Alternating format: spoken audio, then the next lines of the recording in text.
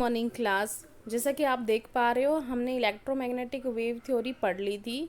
अब यहाँ पर क्या हुआ है कि इलेक्ट्रोमैग्नेटिक वेव थ्योरी के बाद जो फिनोमिना होते हैं, डिफ्रैक्शन, इंटरफेरेंस, ये फिनोमिना वेव दिखाती है, तो ये एक्सप्लेन कर दिए गए। तो उसके बाद कुछ ऐसे फैक्टर थे या कुछ ऐसे आप कह सकते हो पॉइंट्स थे या कुछ ऐसे फिनोमिना थे जो समझा नहीं पाई इलेक्ट्रोमैग्नेटिक वेव थ्योरी। तो वो कौन कौन से थे? वो थे black body radiation, photoelectric effect और variation of heat capacity of solid versus temperature, और एक और था कि वो हाइड्रोजन का लाइन स्पेक्ट्रम। मेन जो दो थी वो मेन ये दोनों हैं। आपको बाकी दो याद रहे ना रहे कोई दिक्कत नहीं है, लेकिन ये दोनों बहुत इंपॉर्टेंट है कि ब्लैक बॉडी रेडिएशन और फोटो इलेक्ट्रिक इफेक्ट एक्चुअली है क्या। कि जब हम किसी बॉडी को हीट करते हैं, मान लो हमने किसी मेटल के ब्लॉक को हीट करना शुरू कर दिया, मान लो हमने आयरन ही ले लिया, ठीक है। तो हमने जब आयरन लिया तो यहाँ पर जो हमने अब आयरन लिया है, अब आयरन मान लो हमने यहाँ पे एक ब्लॉक लगा लिया और आयरन को अब हम ना गर्म कर रहे हैं, ठीक है। यहाँ पे बर्नर लगा दिया और गर्म किए जा रहे हैं, किए जा रहे हैं, किए जा रहे हैं। तो मान लो जो हमारे पास आयरन का ब्लॉक है वो कभी कभी ना बहुत ज़्यादा टेम्परेचर हाई करेंगे तो कभी ब्लू दिखाई देगा, कभी और ज़्यादा टेम्परेचर करेंगे तो वो रेड दिखाई देगा, फिर और करेंगे तो कुछ और होगा। इसका मतलब अलग अलग टेम्परेचर पे उसका कलर में डिफरेंस आ रहा है, तो वो नहीं आना चाहिए था। तो ये रेडिएशंस जो निकल रही हैं अलग अलग कलर की, जो हमें दिखाई दे रही हैं, ये ऐसे क्यों होता है कि जब हम किसी बॉडी को हीट करते हैं तो हमें कलर क्यों नज़र आते हैं? ये वेव थ्योरी नहीं समझा पाई। दूसरा था जो photo electric effect. Photo electric effect क्या होता है? देखो नाम से पता चल रहा है, फोटो का मतलब बेटा होता है सनलाइट, ठीक है ना। और इलेक्ट्रिक का मतलब होता है, इसको इलेक्ट्रॉन से लगा लो या इलेक्ट्रिक करंट से लगा लो, बात एक ही है। तो फोटो इलेक्ट्रिक इफेक्ट में क्या होता है, मान लो हमने ये एक मेटल सरफेस लिया और यहाँ पर हमने स्ट्राइक करवाई कोई सनलाइट। अगर वो कम एनर्जी की है तो सिर्फ यहाँ पर क्या होंगे, इतने हैं कि वो सिर्फ इलेक्ट्रॉन इजेक्ट करवा सकती है। अगर हमने इसकी एनर्जी जो है हाई कर दी तो इलेक्ट्रॉन इजेक्ट तो हो ही रहा है, साथ में इलेक्ट्रॉन मूव भी करेगा, ठीक है ना। इसका मतलब इलेक्ट्रॉन को एनर्जी मिल गई, वो मूव करेगा। अब इसका मतलब क्या हुआ कि हमारी अगर रेडिएशंस लोअर एनर्जी की हैं तो अलग चीज़ होती है, हायर एनर्जी की होती है तो अलग चीज़ होती है। तो ये जो फोटो इलेक्ट्रिक इफेक्ट है, वो क्या कह रहा है कि ये समझा नहीं पाया, वेव थ्योरी नहीं समझा पाएगी। क्यों नहीं समझा पाएगी? क्योंकि ये फोटो इलेक्ट्रिक इफेक्ट का मतलब क्या है, ejection of electrons from the metal surface when radiation strikes it.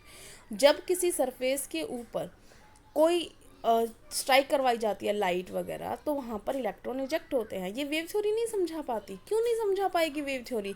Wave theory तो यही कह रही है ना, जैसा वेव है तो वो तो किसी मान लो ये वेव है, सॉरी ब्लॉक है, और ये वेव आ रही है तो वो तो इसके अंदर से पास थ्रू हो जाएगी, वो स्ट्राइक ही नहीं करेगी कभी।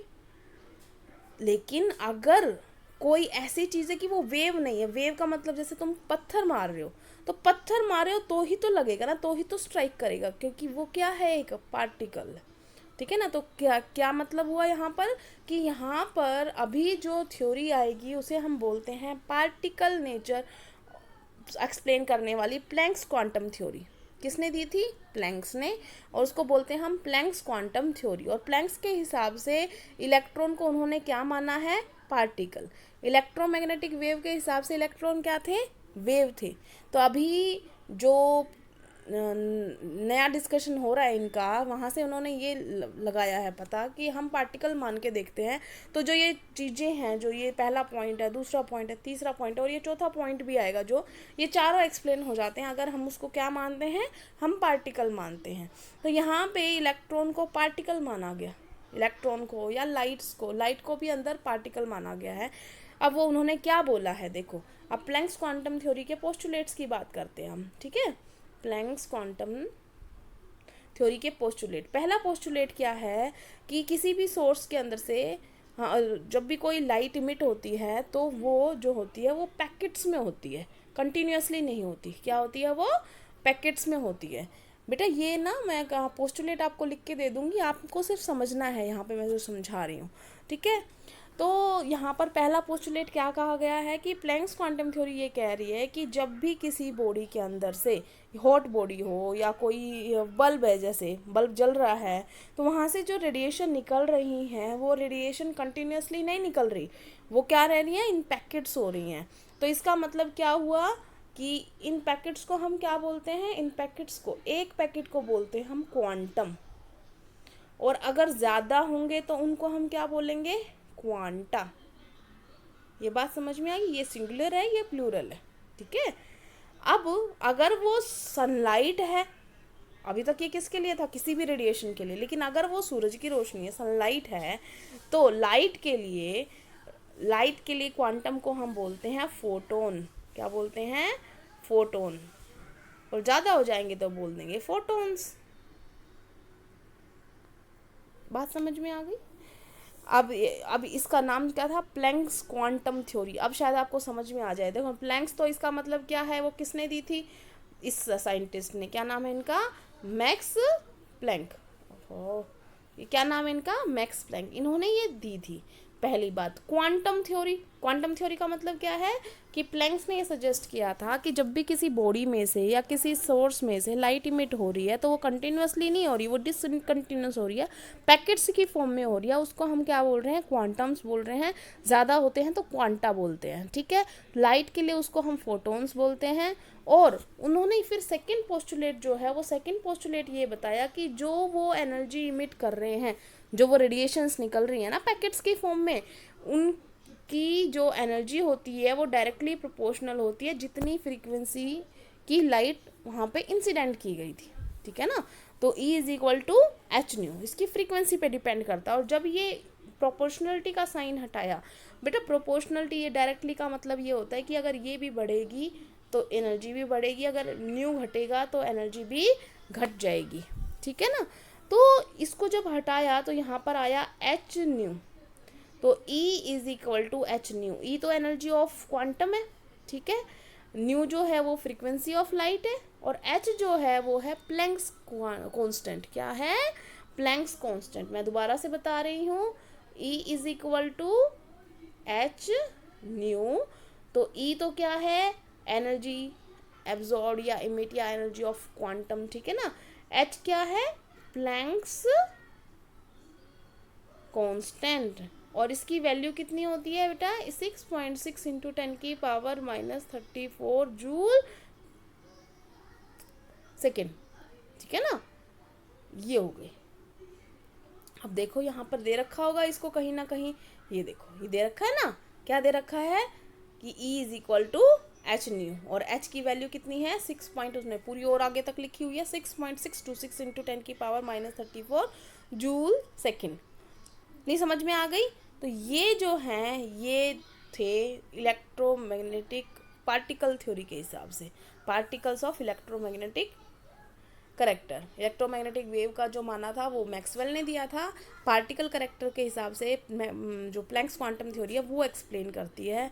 और यहाँ पे मैं आपको बता देती हूँ, जो बोहर मॉडल है ना,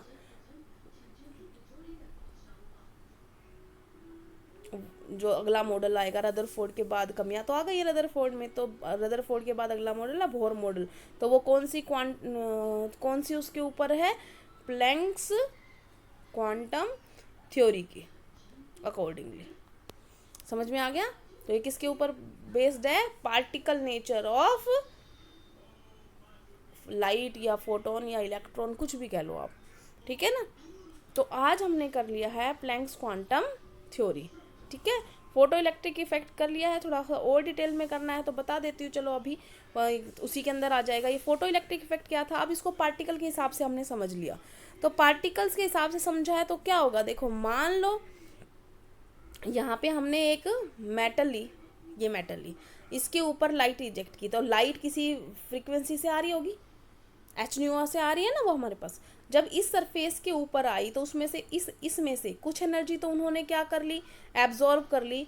ये वो होती है थ्रेशोल्ड एनर्जी, की इतनी एनर्जी तो चाहिए ही चाहिए, अगर इतनी नहीं हुई तो इलेक्ट्रॉन इजेक्ट नहीं होगा। फॉर एग्जांपल मैं इसकी वैल्यू लिख लेती हूँ, मान लो हमारे पास ये 20 जूल है, तो वो ये कह रहा है कि 5 जूल तो चाहिए ही चाहिए। किसके लिए चाहिए, थ्रेशोल्ड एनर्जी है इलेक्ट्रॉन निकालने के लिए। तो अगर 5 से नीचे आती तो रेडिएशंस जो हैं वो निकलेंगी ही नहीं, क्योंकि क्यों नहीं निकलेंगी, क्योंकि यहाँ पर 5 जूल में इलेक्ट्रॉन्स इजेक्ट हुए ही नहीं।